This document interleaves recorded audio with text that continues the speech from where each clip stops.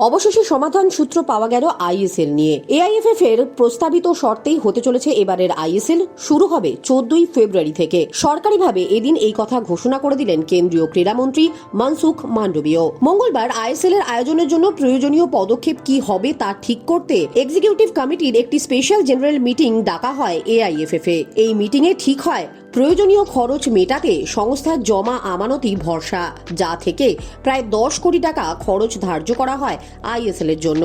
বাকি অর্থ ধার্য করা হয় আই লিগের জন্য।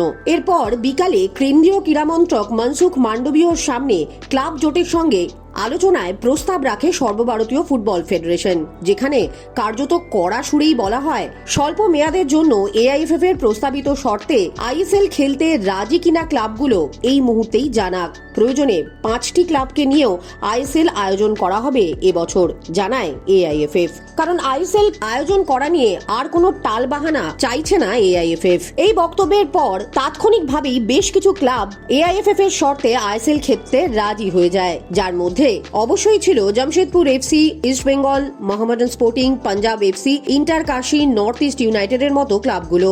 এর বাইরে এফসি গোয়া, মোহনবাগান, বেঙ্গালুরু, মুম্বাই, চেন্নাই, কেরালা ব্লাস্টার্স, ওড়িশার মতো ক্লাবেরা জানায় তারা তাদের ওনারদের সঙ্গে আলোচনা করে চূড়ান্ত সিদ্ধান্ত জানাবে।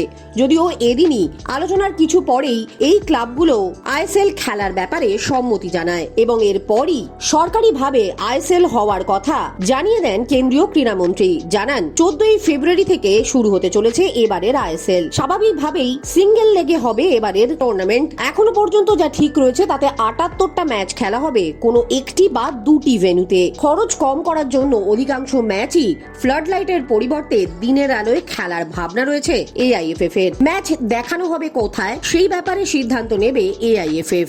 এখনো পর্যন্ত ফিনান্সিয়াল রাইটস হোল্ডার কে হতে পারে এই লিগের বা বাকি অর্থ কিভাবে আসবে তা নিয়ে পরিষ্কার কোনো ধারণা না পাওয়া গেলেও আইএসএল শুরু হবে এ ব্যাপারে নিশ্চিত করেছে কেন্দ্রীয় ক্রীড়া মন্ত্রক।